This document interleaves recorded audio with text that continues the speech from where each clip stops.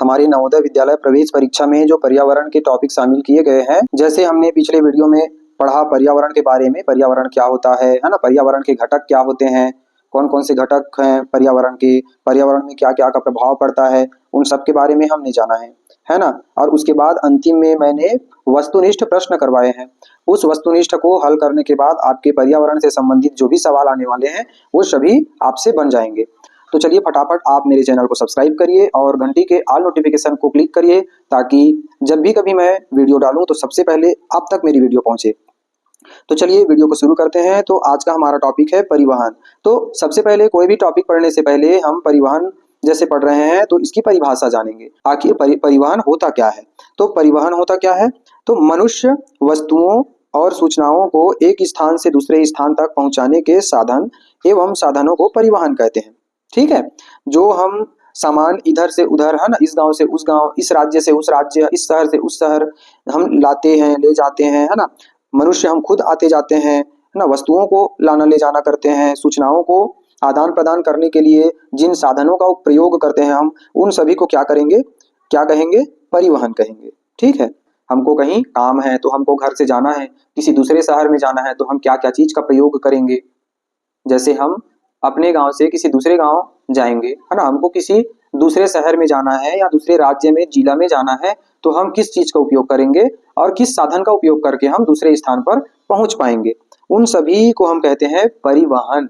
ठीक है, तो परिवहन का महत्व क्यों है, तो परिवहन का महत्व देख लीजिए, यह लोगों को एक स्थान से दूसरे स्थान तक पहुंचाता है। जैसे हम कहीं जा रहे हैं तो हम बस का उपयोग करते हैं जाने के लिए, है ना, कभी ट्रेन का उपयोग करते हैं, कभी जहाज का उपयोग करते हैं। तो इस प्रकार एक स्थान से दूसरे स्थान जाने के लिए हमको मदद करता है, इसलिए परिवहन का महत्व है।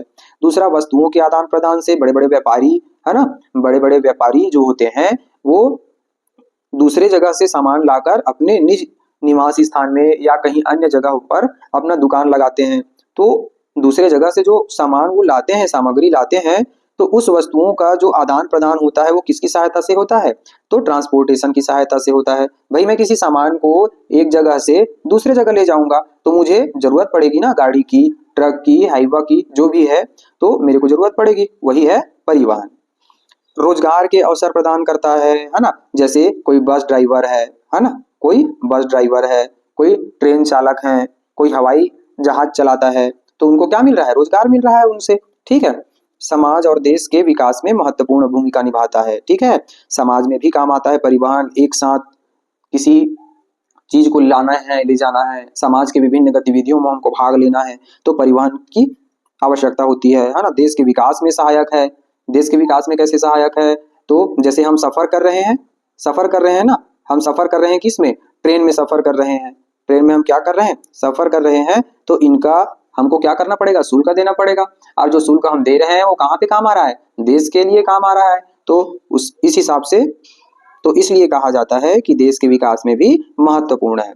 तो चलिए हम देख लेते हैं परिवहन के प्रकार। परिवहन के प्रकार, कितने प्रकार के परिवहन होते हैं, तो परिवहन 3 प्रकार के होते हैं बच्चों। देखिए, पहला है स्थलीय परिवहन, दूसरा है जल परिवहन, तीसरा है वायु परिवहन। ठीक है, land transport, water transport, air transport. तो स्थलीय परिवहन क्या होता है, तो जैसे शब्द से ही अर्थ समझ में आ रहा है, यह भूमि पर चलने वाले साधनों द्वारा होता है ना, जो हम जमीन पर जो चलती है गाड़ियां, जिससे जमीन पर चलकर हम एक स्थान से दूसरे स्थान सफर करते हैं, सामान लाना ले जाना करते हैं, उसको बोलते हैं स्थलीय परिवहन। तो स्थलीय परिवहन के उदाहरण क्या क्या है, सवाल पूछ सकते हैं, तो इसको देखे रहिए कि जमीन में क्या क्या चलता है। कार चलता है, मोटरसाइकिल चलती है, बस चलता है, ट्रक चलता है, रेलगाड़ी, साइकिल। ये सब किसके उदाहरण है बच्चों, ये सब है स्थलीय परिवहन के उदाहरण। तो इसको याद रखिए, क्योंकि ये आपके परीक्षा में पूछे जा सकते हैं। उसके बाद देखिए, सड़क, रेल और पाइपलाइन द्वारा जो स्थलीय परिवहन होता है वही है स्थलीय परिवहन। ठीक है, जो सड़क, रेल और पाइपलाइन द्वारा जो आवागमन होता है ना, आना जाना होता है, वही है स्थलीय परिवहन। ठीक है, इन्हीं के द्वारा जमीनों पर हम आना जाना कर सकते हैं। अब दूसरा क्या है, जल परिवहन, वाटर ट्रांसपोर्ट।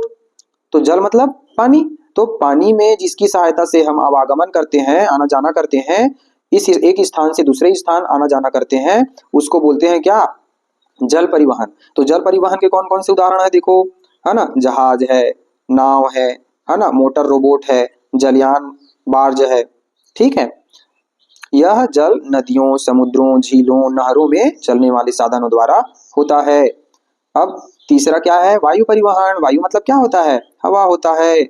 हवा में जब आवागमन करते हैं तो उस परिवहन को बोलते हैं वायु परिवहन। तो हवा में चलने का काम कौन करता है? विमान करता है ना, हवाई जहाज, हेलीकॉप्टर से आना जाना होता है। गुब्बारा हवा में चलता है, उड़ता है ना। फाइटर जेट, देखिए ये लड़ाकू विमान बोलते हैं ना, लड़ाकू विमान, ये हवा में चलता है। ठीक है, तो अगर आपसे पूछे कि परिवहन के कितने प्रकार होते हैं तो क्या बताओगे बच्चों? 3 प्रकार होते हैं। परिवहन के कितने प्रकार होते हैं? 3। अगर पूछे कि कौन कौन से होते हैं तो स्थलीय परिवहन, जल परिवहन, वायु परिवहन। ठीक है, उसके बाद देखिए इसके बारे में क्या कहा जा रहा है। जल परिवहन के बारे में, यह सस्ता होता है और भारी सामान दूर दूर तक ले जाने में उपयोगी है ना। देखिए कितना बड़ा जहाज है, तो जो जल परिवहन होता है वो सस्ता होता है। ठीक है, और भारी सामान को, बहुत बड़ी बड़ी सामग्रियों को जब लाना ले जाना होता है तो किसके द्वारा होता है? तो जल परिवहन के द्वारा होता है। इसमें कहा गया है, ये इंपॉर्टेंट पॉइंट है, देख लीजिए, यह सस्ता होता है और भारी सामान दूर दूर तक ले जाने में उपयोगी होता है। ठीक है, उसके बाद देखिए वायु परिवहन में क्या कहा जा रहा है। यह तेज और सुविधाजनक होता है, लंबी दूरी कम समय में तय करता है। ठीक है, जैसे मैं अगर रायपुर से जगदलपुर जाना चाहता हूँ, किस में जाना चाहता हूँ? बस में जाना चाहता हूँ, तो मेरे को लगता है 6 घंटे। कितना घंटे? 6 घंटे। ठीक है, अगर मैं बस की जगह हवाई जहाज का उपयोग करता हूँ तो हवाई जहाज में रायपुर से जगदलपुर जाने के लिए मेरे को सिर्फ 1 घंटे लगेंगे, 1 से 2 घंटे मात्र। तो हुआ ना तेज, बस में आराम से पहुंचे। लेकिन हम अगर हवाई जहाज में जा रहे हैं तो हम 6 घंटे का सफर कितने घंटे में पूरा कर दिए? 1 या 2 घंटे में। तो जल्दी कौन पहुंचाया? तो जल्दी पहुंचाने वाला कौन है? वायु परिवहन। इसीलिए कहा गया है यह तेज और सुविधाजनक होता है और लंबी दूरी को कम समय में तय करता है। ठीक है, उसके बाद आता है परिवहन के लाभ। तो परिवहन के हमें क्या क्या लाभ होते हैं? तो लोगों और वस्तुओं की आवाजाही सरल बनाती है। पहले हमारे दादाजी लोग बहुत दूर दूर तक पैदल चलते थे, जैसे एक गांव से दूसरे गांव जाना है तो कैसे चलते थे? तो पैदल चलते थे। ठीक, धीरे धीरे क्या बना? तो मोटरसाइकिल बना धीरे धीरे। अब तो ऐसी स्थिति आ गई है कि हम कई किलोमीटर, कई 100 किलोमीटर को हम 1 घंटे में, 2 घंटे में तय कर सकते हैं।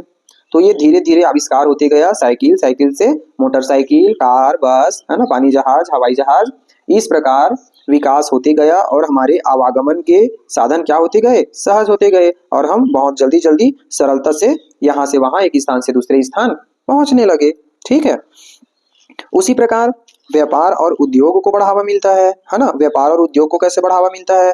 तो अभी हमने बात की ना कि व्यापारी लोग क्या करते हैं? बहुत सारे थोक सामान खरीदते हैं किसी बड़े शहर में, है ना, या मंडी में, और वहां से खरीद कर वो लाते हैं किसमें? किसी ट्रक में लाएंगे, है ना, या बस में लाएंगे। गांव में लाकर क्या करेंगे? ना व्यापार करेंगे। तो लाने और ले जाने का काम कौन किया? तो परिवहन किया। इसीलिए परिवहन व्यापार और उद्योग के बढ़ावा देने में सहायक होता है। ठीक है, उसके बाद देश के विभिन्न भागों में एकता और संपर्क बढ़ता है। ठीक है, जैसे मेरे को 1 घंटे में कहीं जाना है तो मैं हवाई जहाज में चला जा सकता हूँ। देश के विभिन्न भागों में एकता और संपर्क बढ़ता है। ठीक है, कहीं हमको जाना होगा तो हम बस या कार से जल्दी जाकर हम किसी से मिल सकते हैं, है ना। इसीलिए कहा गया है एकता और संपर्क बढ़ता है। उसके बाद पर्यटन को बढ़ावा मिलता है। कभी कोई घूमने जाते हैं, है ना, कभी कोई बस्तर का चित्रकूट घूमने आए, है ना, कभी कोई तीरथगढ़ जलप्रपात गए, कभी कोई अभ्यारण्य घूमने गए, कभी कोई गोवा गए, कभी कोई और कहाँ गए? बोरमदेव गए। तो किसका प्रयोग करेंगे? तो किसका उपयोग करेंगे? वो परिवहन का उपयोग करेंगे। कोई कार में जाएगा, है ना, कोई मोटरसाइकिल में जाएगा, कोई ट्रेन में जाएगा, तो कोई हवाई जहाज में जाएगा जहां हवाई जहाज की सुविधा है। तो जो घूमने वाले लोग रहते हैं उन लोग भी किसका उपयोग करते हैं? परिवहन का उपयोग करते हैं। इसीलिए पर्यटन को बढ़ावा मिल रहा है। ठीक है, रोजगार के नए अवसर पैदा होते हैं। जैसे मेरे पास मोटरसाइकिल है तो मोटरसाइकिल में मैं कम सामान को यहाँ से वहां ले जा सकता हूँ। अब कम सामान को मैं यहाँ से वहां ले जाऊंगा, लेकिन यदि मेरे पास ट्रक है, यदि मेरे पास ट्रक है तो मैं बहुत भारी सामान को यहाँ से वहां आसानी से ले जा सकता हूँ। तो मेरे व्यापार में वृद्धि हो गई, है ना। इसीलिए कहा गया है रोजगार के नए अवसर पैदा होते हैं। ठीक है, उसके बाद देखिए महत्वपूर्ण तथ्य क्या होते हैं परिवहन में। रेल परिवहन बड़े पैमाने पर सस्ता और सुरक्षित माना जाता है। इसको याद रखिए, पेपर में कहीं आ गया तो रेल परिवहन क्या होता है, बड़े पैमाने पर सस्ता होता है और सुरक्षित माना जाता है। जैसे हमारा बस में कितना रुपया टिकट है 100 किलोमीटर पार करने के लिए, मान के चलो हमारा 100 किलोमीटर पार करने के लिए 250 रुपया है, लेकिन बस में, है ना। और वहीं हम अगर ट्रेन में जाएंगे तो हमारा कितना टिकट लगेगा, वही 50 से 60 रुपया, तो हो गया ना सस्ता। समुद्री परिवहन अंतरराष्ट्रीय व्यापार के लिए बहुत महत्वपूर्ण है। ये अंतरराष्ट्रीय क्या होता है बच्चों, चलो बताओ। तो अंतरराष्ट्रीय का मतलब होता है एक देश से दूसरे देश, एक देश से दूसरे देश के बीच में जो संबंध होता है उसी को कहते हैं अंतरराष्ट्रीय। क्या कहते हैं, अंतरराष्ट्रीय।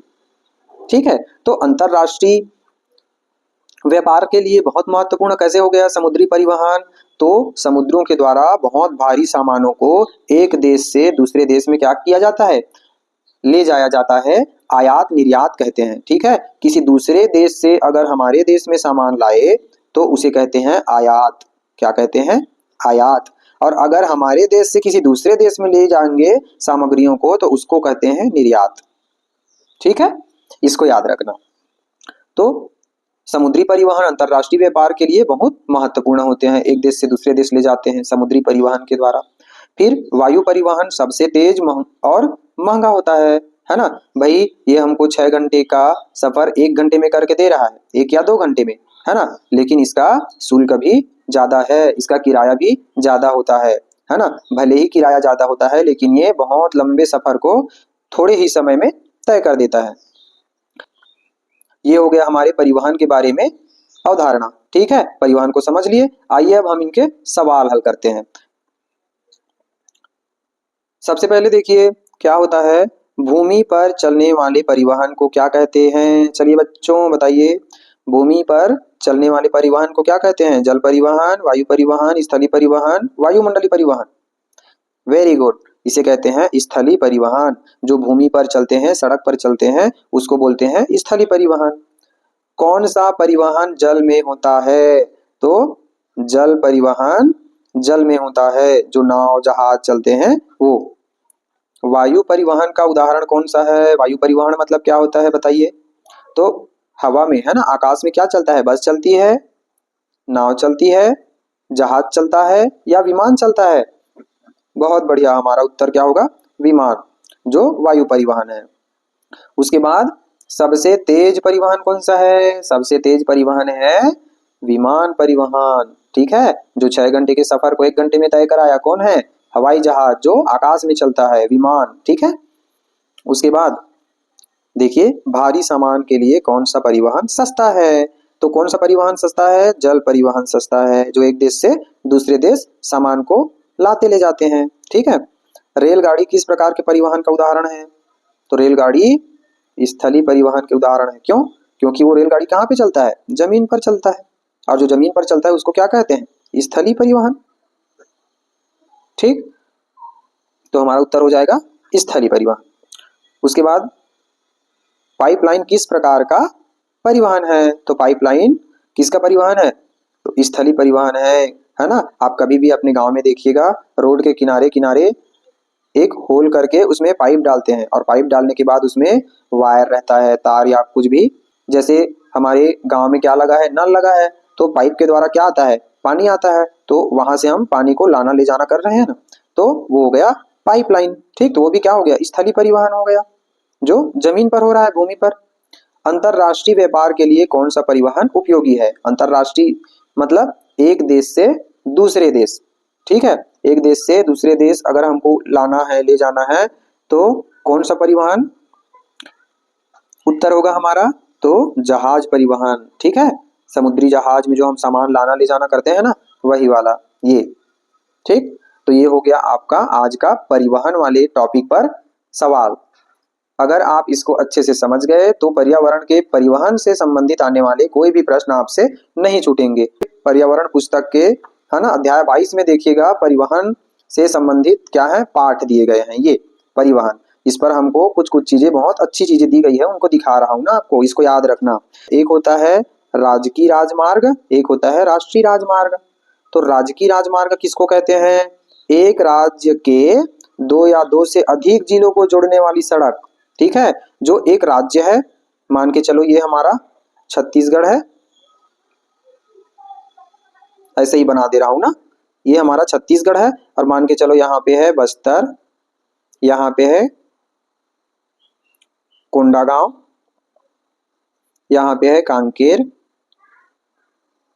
यहाँ पे है धमतरी।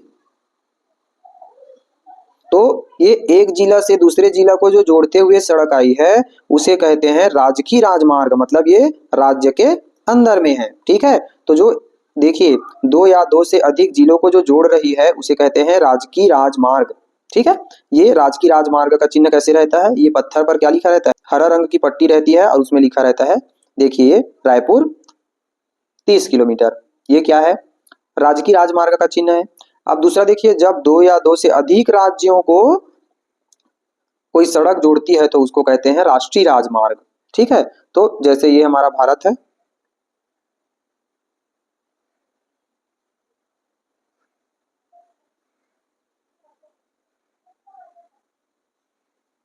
ये हमारा भारत, ये मान के चलो यहाँ पे छत्तीसगढ़ है, यहाँ पे मध्य प्रदेश है, यहाँ उत्तर प्रदेश है, ठीक है, यहाँ पे दिल्ली है, यहाँ पे गुजरात है। तो अगर कोई एक राज्य से दूसरे राज्य को जो सड़क जोड़ रही है, ठीक है, तो उसको क्या कहेंगे, उसको कहेंगे राष्ट्रीय राजमार्ग। तो इतना याद रखना, जो जिला को जोड़ती है वो राजकीय राजमार्ग, जो राज्य को जोड़ती है वो राष्ट्रीय राजमार्ग। ठीक है, इतना याद रखना। परिवहन से संबंधित कुछ इस तरह के भी सवाल आ सकते हैं बच्चों, ध्यान से देखना। हमारे जो भी हम गाड़ी खरीदते हैं उसमें हमको नंबर मिला रहता है, तो नंबर मिला रहता है तो कुछ इस प्रकार रहता है नंबर, है ना, तो जैसे CG4J, है ना, 2 3 5 6, उसके बाद है MP 09 K 0091, RJ 27 SC 1 2 3 4। ठीक है, तो ये किसका पहचान है, देखिए जो शुरू का जो अक्षर दिया रहता है, जैसे CG, तो ये राज्य को प्रदर्शित करता है, किसको प्रदर्शित करता है, राज्य को प्रदर्शित करता है। जैसे इस नंबर को हम जानना चाहेंगे कि ये कहाँ का नंबर है, कौन से राज्य का नंबर है, तो ये CG लिखा है, CG लिखा है मतलब हमारे छत्तीसगढ़ का नंबर है, उसके बाद छत्तीसगढ़ का नंबर है। ठीक है ना, उसके बाद इसके बाद जो संख्या लिखी होती है वो उस राज्य के जिले को बताता है। ठीक है, जैसे CG क्या हो गया, हमारा राज्य हो गया। ठीक, उसके बाद जो नंबर दिया रहता है, जैसे यहाँ पे दिए 04, तो ये बताता है जिला को, किसको बताता है, जिला को। उसके बाद जो नंबर दिया रहता है वो उस नंबर का सीरियल क्रमांक रहता है गाड़ी का। ठीक है, तो सबसे पहले देखिए ये राज्य का है छत्तीसगढ़, ये हमारे जिला को प्रदर्शित करता है, जैसे CG 04, तो 04 किस जिले का कोड है, तो ये रायपुर जिले का कोड है। वैसे ही दुर्ग का क्या है, तो 07 है दुर्ग का, है ना। बिलासपुर का क्या है, तो बिलासपुर का क्या है, तो 10, है ना, 10 है, CG 10, ये बिलासपुर का कोड है। ठीक है, तो इसी प्रकार देखिए ये कहाँ का है, MP मतलब मध्य प्रदेश, ये 09, ये कहाँ का है, ये मध्य प्रदेश के किसी जिले को बता रहा है। ये राजस्थान, RJ मतलब राजस्थान 27, राजस्थान के किसी एक जिले को बता रहा है 27। ठीक है, इस प्रकार परिवहन से संबंधित बहुत महत्वपूर्ण बात देखिए, अगर हम कहीं ट्रेन से सफर कर रहे हैं तो ट्रेन के टिकट में क्या क्या दिया रहता है, सवाल आएगा। तो सबसे पहले देख लेते हैं कि ट्रेन के टिकट में होता क्या क्या चीज है। तो ये देखो ट्रेन का टिकट, ठीक है, तो ट्रेन के टिकट को देखेंगे तो ट्रेन के टिकट में क्या क्या होता है, तो ट्रेन का नंबर होता है, क्या होता है, ट्रेन का नंबर होता है। उसके बाद यात्रा शुरू करने की तारीख, आप कौन से दिन जा रहे हो उस दिन का तारीख रहता है। जिस स्थान में आपको जाना है, जैसे मेरे को रायपुर जाना है तो रायपुर का नाम दिया रहेगा। वहां पहुंचने की तारीख, है ना, तो हम रायपुर पहुंचने वाले हैं तो कौन दिन पहुंचेंगे उसको दिया रहेगा। इसमें तारीख दोनों दिन का रहेगा। ठीक है, जिस दिन हम निकलेंगे उस दिन का तारीख और जिस दिन पहुंचेंगे उस दिन का तारीख। ठीक है, उसके बाद बर्थ का नंबर दिया रहेगा, हम कौन से बर्थ नंबर में हमको बैठना है। उसके बाद कितना हम किराया दिए हैं उस किराया को दिया रहेगा। लेकिन ट्रेन के टिकट में कभी भी किसी यात्री का नाम नहीं रहता, याद रखना बच्चों। ट्रेन के टिकट में कभी भी किसी यात्री का नाम नहीं रहता।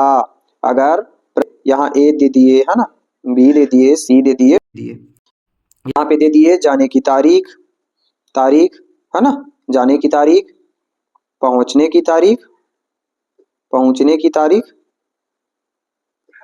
है ना। उसके बाद नाम, उसके बाद दे दिया बर्थ नंबर, बर्थ नंबर,